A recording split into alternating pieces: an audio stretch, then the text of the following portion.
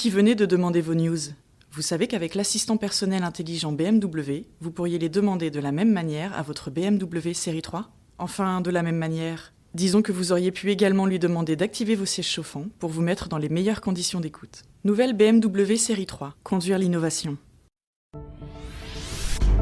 L'info éco avec Capital. L'info pratique Capital. Demander sa retraite en quelques clics, c'est désormais possible. Depuis ce vendredi, un nouveau service web permet d'effectuer les démarches nécessaires, quel que soit le régime auquel vous étiez affilié. Pour ce faire, rendez-vous sur le portail info-retraite.fr, géré par l'Union Retraite, un groupement d'intérêt public. Les documents justificatifs comme bulletin de salaire et RIB peuvent être transmis en ligne. Une fois votre demande terminée, vous pourrez suivre l'évolution de votre dossier. Ce service est également accessible via le site internet des différents régimes de retraite. Près de 95% des demandes peuvent passer par ce nouveau service.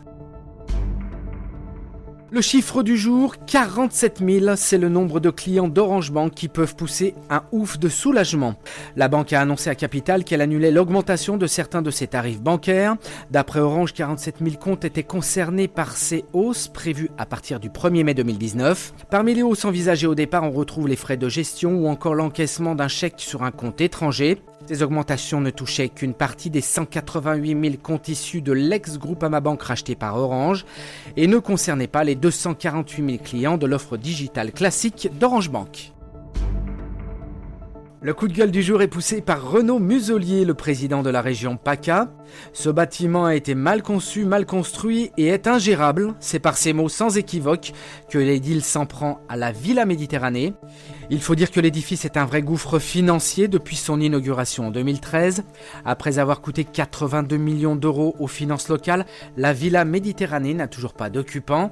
Aujourd'hui, les travaux d'un montant de plus de 6 millions d'euros doivent y être effectués, une somme qui sera remboursée par les assurances, relate le journal La Provence. Le bâtiment va accueillir une réplique de la grotte Cosquer et un musée présentant des œuvres d'art préhistoriques, ouverture prévue en 2021. On finit par une histoire qui n'est pas sans rappeler celle de Carlos Ghosn, l'ex-PDG de Renault-Nissan. Un autre patron français, Marc Karpelès, l'ex-baron de Bitcoins, vient d'échapper à la prison japonaise. Il était suspecté depuis 2014 d'être l'auteur du vol de 650 000 Bitcoins, soit 2,5 milliards de dollars, au sein de sa propre entreprise Mt. Gox. Après 5 ans de suspense, la justice l'a condamné à 2 ans et demi de prison avec sursis pour manipulation de données informatiques. Il échappe ainsi à une peine de 10 ans. Il a passé près d'1 an en détention provisoire et n'avait pas l'autorisation d'avoir son avocat lors des éprouvantes séances d'interrogatoire. Un verdict que doit espérer Carlos Ghosn qui encourt lui aussi jusqu'à 10 ans de prison au Japon. C'était l'info éco avec Capital.